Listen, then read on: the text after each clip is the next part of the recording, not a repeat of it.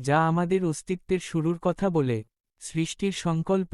মহান আল্লাহ তাআলা যখন পৃথিবী সৃষ্টি করলেন, তখন তিনি চাইলেন পৃথিবীতে তার একজন প্রতিনিধি বা খলিফা প্রেরণ করতে। আল্লাহ ফেরেশতাদের বললেন, আমি পৃথিবীতে প্রতিনিধি সৃষ্টি করতে যাচ্ছি। ফেরেশতারা আরজ করলেন, হে আল্লাহ, আপনি কি সেখানে এমন কাউকে পাঠাবেন যারা ফাসাদ সৃষ্টি করবে এবং রক্তপাত ঘটাবে? আল্লাহ উত্তরে বললেন, নিশ্চয়ই আমি যা জানি, তোমরা তা জানো না। মাটির দেহ ও প্রাণদান। অতঃপর আল্লাহ তাআলা ফেরেশতাদের নির্দেশ দিলেন পৃথিবীর বিভিন্ন স্থান থেকে বিভিন্ন রঙের মাটি সংগ্রহ করতে। এই মাটি দিয়ে তৈরি করা হলো আদম এর বিশাল এক অবয়ব। দীর্ঘকাল সেই মাটির দেহটি প্রাণহীন অবস্থায় রাখা ছিল। এরপর আল্লাহ যখন তাতে রুহু বা আত্মা ফুঁকে দিলেন, তখন তিনি প্রাণ ফিরে পেলেন। আদম জীবিত হয়েই প্রথমে বললেন, আলহামদুলিল্লাহ। ফেরেশতাদের সিজদা ও ইবলিসের অহংকার।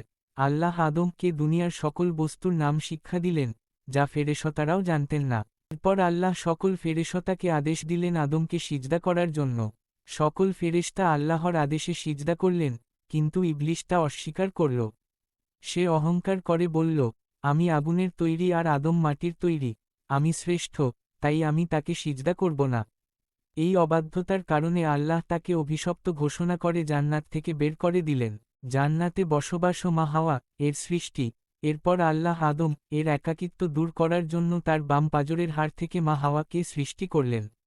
তাদের দুজনকে জান্নাতে থাকতে দেওয়া হলো এবং বলা হলো, জান্নাতের সব নেয়ামত তোমরা ভোগ করো, শুধু একটি নির্দিষ্ট গাছের কাছে যেও না এবং তার ফল খেও না। উপসংহার: জান্নাতে ইবলিসের ধোঁকা এবং আদম এর পৃথিবীতে আসার কাহিনী আমরা জানব পরবর্তী পর্বে।